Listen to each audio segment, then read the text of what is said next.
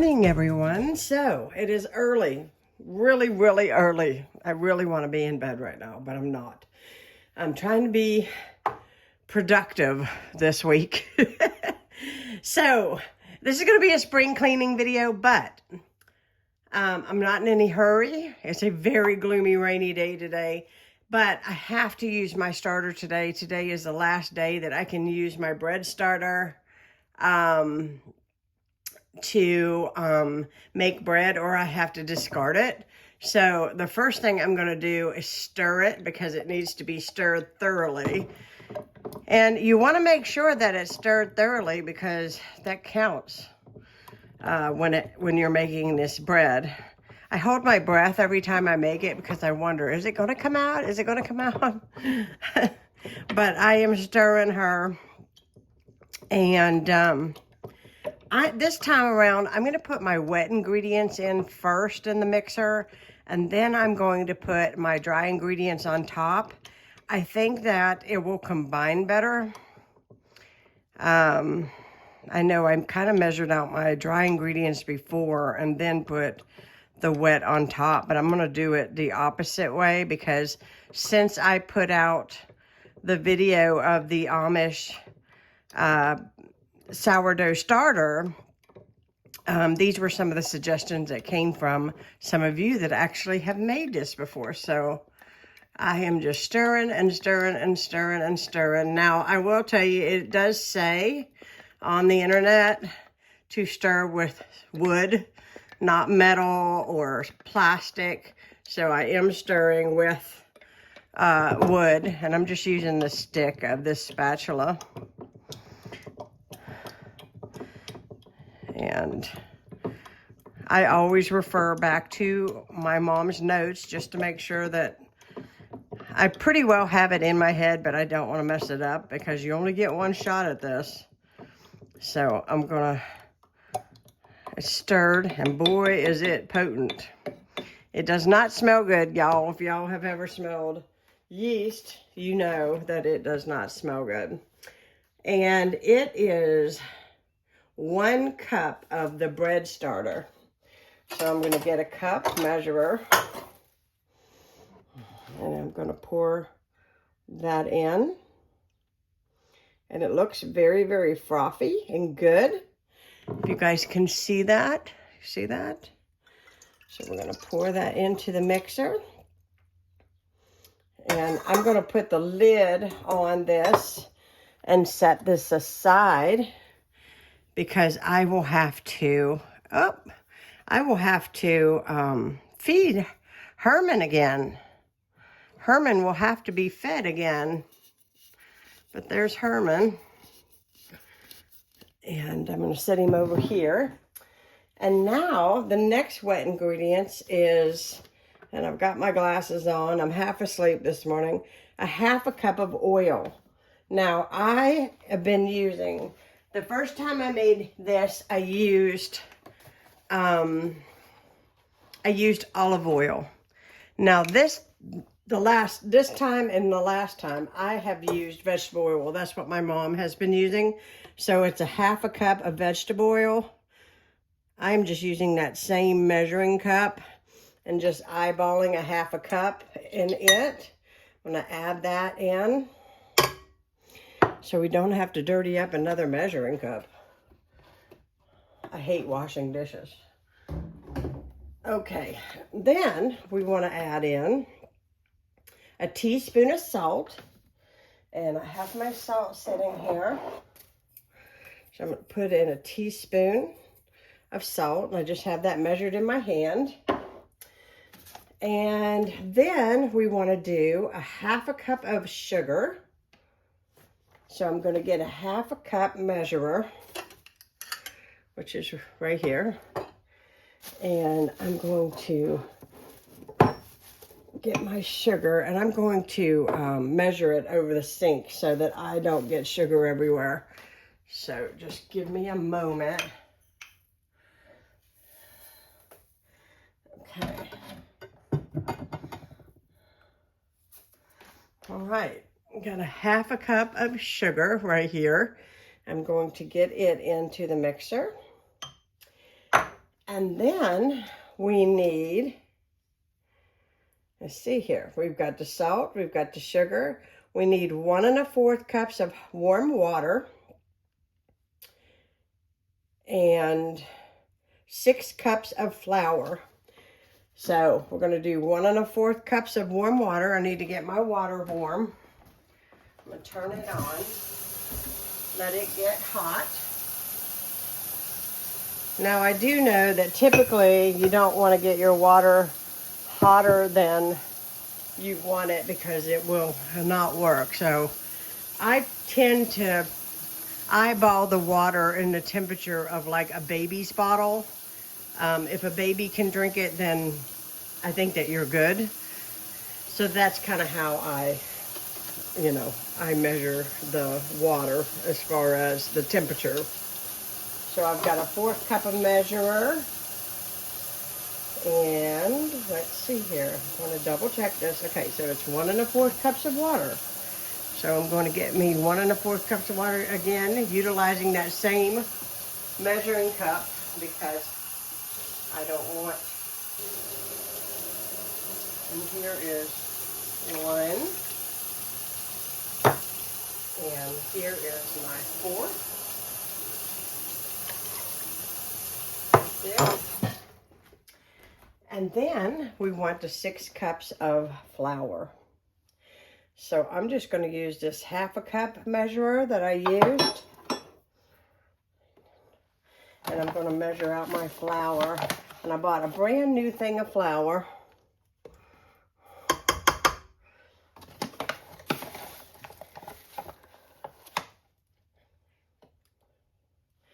That's 2.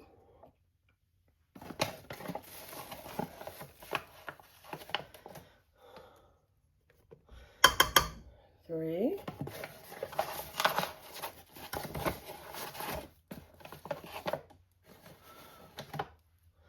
4.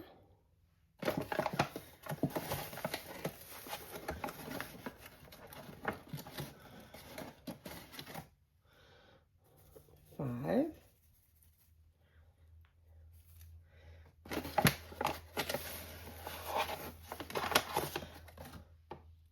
6.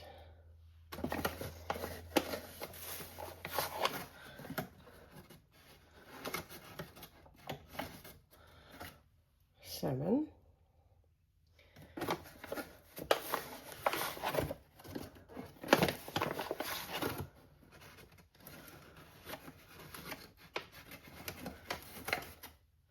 8.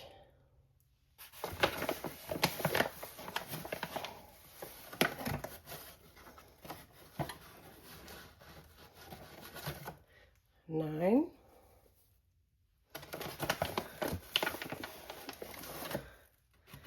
10. Now, the directions call for 6 cups. Last time I did it better because I only used 5, and then if I felt like it needed more in the end, then I added it. Because the first time I did the full 6 cups of flour, and it just would not come together. It was too dry, and I had to add a little more liquid. So last time it came out perfectly, and I only added 5 cups. But like I said, if it needs more, you obviously can add more to it. And then all you're going to do is put your dough attachment on and turn this on. And once this comes together, then you're going to let it knead for 5 minutes. And then you're going to put your dough ball in a warm place with a little bit of oil in the bowl. And I don't touch it until about 9 o'clock tonight. And that's when I will decide what I want to make from it, whether it'll be regular bread or if it would be cinnamon rolls or cinnamon bread. There are so many things that you can make with this dough. So I'm going to just let this come together, and I'm going to finish my coffee. So I'm sure you guys can see this dough ball, and you can see how all of the stuff has pulled away from the sides. That's what you want. I have to say this is the best dough consistency that I have made. I think with all bread dough, you know, I think that where you live, it can be warmer where you live, it can be colder where you live, your water could be hotter. So many things and variations go into making bread, and I think that if you make it a few times, you will learn what works for you. And apparently, I have done that today on my third round. Pray that it rises, because this looks really good from this point. Okay, you see how smooth this is? I know the lighting is terrible. It is pouring down the rain. The only time that I ever choose to film is when it's pouring down the rain or whatever, but it is what it is. So I'm gonna take this, I think I am. I'm gonna take this batter attachment off. Okay, come on now. There we go. Oh yeah, that dough is beautiful. 6 cups would have been too much, and it was before, and I thought it was too dry before. But this is actually, honestly, if this gives me a good rise, this is a perfect dough. Perfect dough. So I'm going to take this out of here. I'm going to scoot back. I don't want to dirty up another bowl, so I'm just going to let it rise in this. But the first thing I got to do is I got to get some oil in there. And I usually use like a spray vegetable oil, but I don't have any, so we're just going to have to use regular. Yeah, see how it's not even sticking to my hands? That's, in my understanding of bread, this is the perfect dough. So, okay, come on. There we go. We want to make sure we get all of it out of here. By the way, do this with clean hands. Not that you guys are dumb and you don't know any better. Okay, so I'm going to put some vegetable oil in here. And I'm going to bring the vegetable oil up on the sides of the bowl. You know, because I don't want to. And the reason why you use oil is not only because you don't want it to stick, because you don't want a dough that you have to allow rise for a long period of time. You don't want it to dry out. So I just pull and pinch underneath and make a very nice, pretty ball. Just like that. Look how pretty that dough is. Isn't that pretty dough? You guys are probably like, it's just dough, gosh. Anyways, so I get it in there and I turn it around and I press it down. And now I'm going to cover this with saran wrap and a towel, and I'm going to stick this someplace warm, and I'm going to get started on my spring cleaning with y'all. I got to get dressed. I'm still in my pajamas, but we're going to get it. Okay, so now I am feeding Herman. Yes, we named our starter. Mine is Herman Jr. My mom has Herman. This is Herman's baby, little Herman Jr.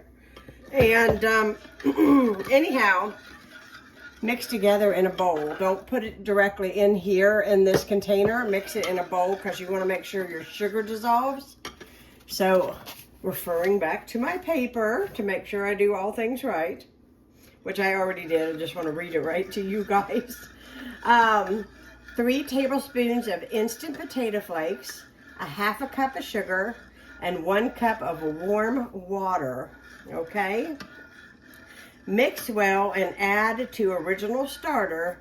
Cover and leave on counter for 8 to 12 hours.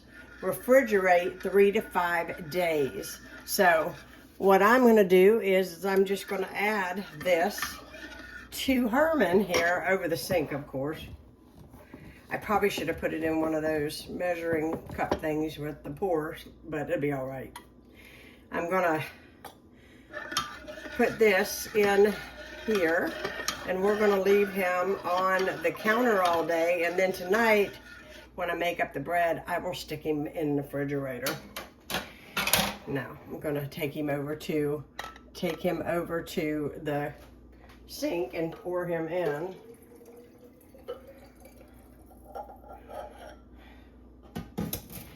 Here we go. Put my lid back on. He got dirty. Get him on straight.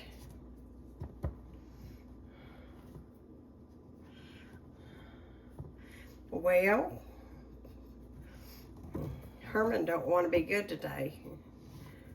There we go, Herman. That's good. All right, I got the lid on. And there is my starter and my newest bread developing. So I'm going to put him over in the corner. He's going to be in a timeout today. And I'm going to get dressed. Now I'm going to get dressed and we will start the spring cleaning today. Now it is time for the cleaning, and today we are going to be doing the stove and the refrigerator. I feel like it's the two most dreaded things that I don't want to do, so let's get those done first.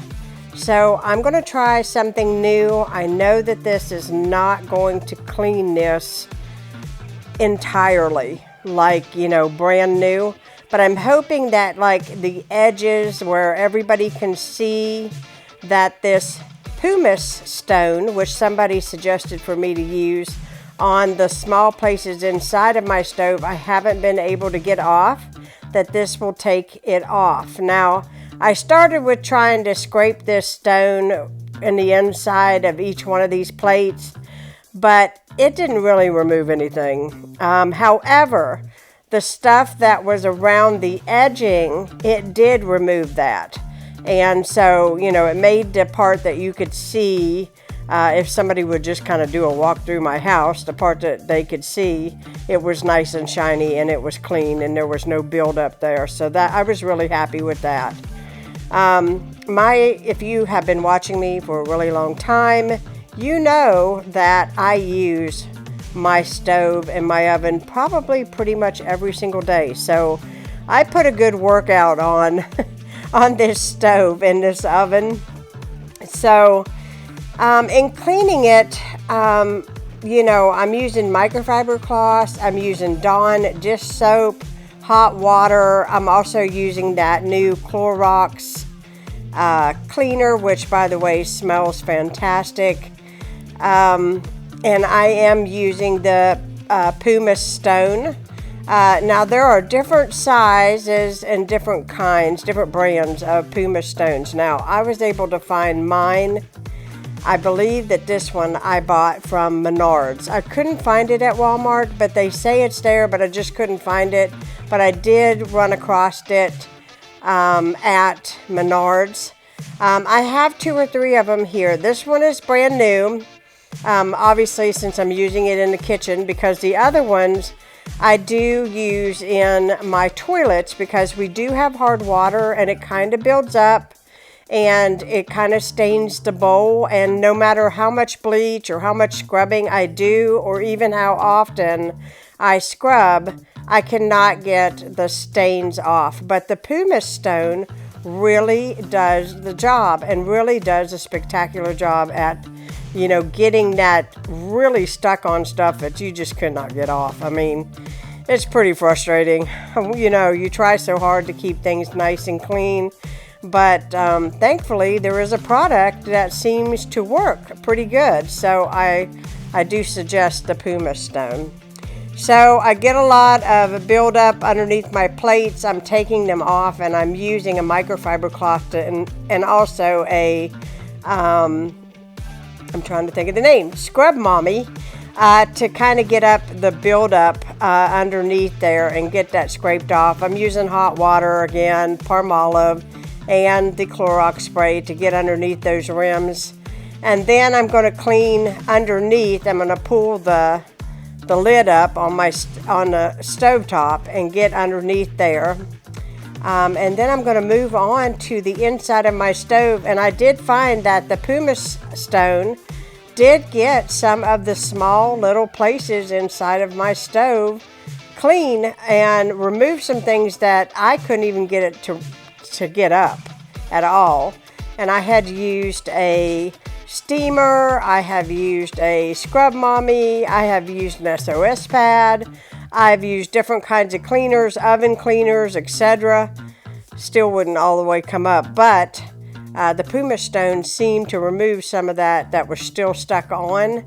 Probably if I would want to really dedicate a large amount of time to the inside of that stove, I probably could get it absolutely spotless with the pumice stone. But the idea is just clean. It's going to get dirty again, probably before this day is out. I am planning to make some cornbread and some chili for dinner tonight while I'm doing this video. So that's why I started with the stove first, because I knew I was going to have to get dinner on, let it simmer, so it could simmer while I went to the next part of the cleaning that I wanted to share with you. So as you can see there, I popped the lid up and I got that all cleaned out really good. Everything seems to come up pretty good underneath there. Some reason my little, I guess you call them legs, are a little messed up, but it still works. It's still good. And here I am getting down into my stove, and I pulled out my oven liner. Now, if you don't have an oven liner, I really suggest you order you some. Mine come from Amazon, but I have seen them at Menards. I haven't ever seen them at Walmart or anything, but I did see that Menards had some. And I love mine because I can just pull it out of there and, you know, put it under the sink and scrub it real good with Dawn liquid soap and hot water, and it gets clean every time. The other thing is that you don't want to leave these in your oven if you do the automatic cleaning setting on your stove. They will melt. So you can leave them in there when you bake, but don't do it when you clean if you use the cleaning mechanism on your stove, because they will melt. The box says so. So just kind of a warning there. I had a friend that told me they left theirs in there and it was not a good thing. So yeah, definitely don't want to leave it in there. But I'm going to get the inside of this clean. Also too, I'm not sure if the video really picks it up, but the glass front on the inside of my oven there, if I get anything stuck on there, I always use hot water and soap, and I use a razor blade, and it gets everything off. It makes it spotless every time. I need to buy some new razor blades because I have really worn mine to shreds. But yes, the razor blades really do the trick. Just be careful, don't cut yourself. But yes, it definitely gets my stove really good and clean. So I hate putting these things back in because I always put them in wrong, but I finally figured out. And then I'm going to clean out the drawer in the bottom, and then I'm going to get on to the next thing in my spring cleaning.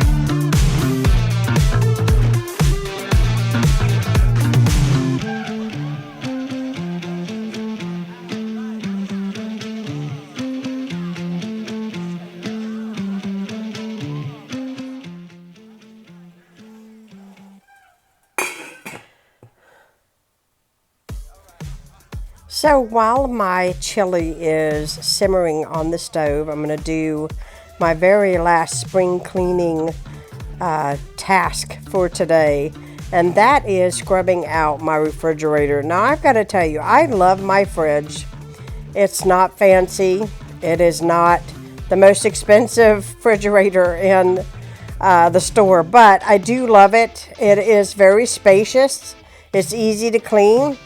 All except for that nuisance area right in the front of the refrigerator. You'll see when my camera gets moved. It's right in the front and the bottom, that, and then the drawers are like right below it. it seems like if there is any little crumb, any little piece, any little thing, it will stick in that. No matter what I try to do, it sticks in that. So I am starting out with my door, and I'm getting it all nice and clean. I'm getting rid of anything that is bad. I'm putting everything back in the refrigerator. The reason why I wanted to do this as a spring cleaning task is because it is the 1st of April tomorrow, and so I'm going to be ordering some groceries, and now I will be ready for those groceries, and I'll be set, and just have a clean slate to start with, which is awesome for me. Now tomorrow we are going to undergo a lot more of the bigger areas in the kitchen and do a deep clean of the cabinet fronts, the windows. I am going to take down the curtains and wash those. So we're gonna get into the nitty gritty as we go on. We're gonna get things done. And believe you me, there's plenty to clean in this house. I'm just starting in the kitchen because I feel like once I get the kitchen under my belt, everything else kind of seems to flow. So we're going to get the kitchen done, get it nice and spotless. And I'll be excited because I love that feeling when I have a nice fresh kitchen. Now I want to get some new curtains for my kitchen, but I cannot find any anywhere. And I want the kind that has the ring tops on the curtains so that I can open and shut them with ease. So I can let in the sunshine and let in the pretty day, and not be so stuck in my kitchen and be able to see a little sky and a little bit of sunshine. So if you have any suggestions for where I could order curtains online or any place to check, please don't hesitate to let me know. I have been everywhere, and honestly, I just not found anything that I feel that is good for a kitchen. Also, too, I'm going to need sort of a specific length, and in saying that, more likely than not, I'm going to end up having to hem them to make them fit my windows in the kitchen. So I'm really excited about that. And the only reason why I'm only getting to 2 things today too is I am going to the gym this evening with my husband, and then when I get back, I'm going to make up my bread and let it rise all night long. So tomorrow when I start filming, you all will see me put my bread into the oven. I'm praying it turns out.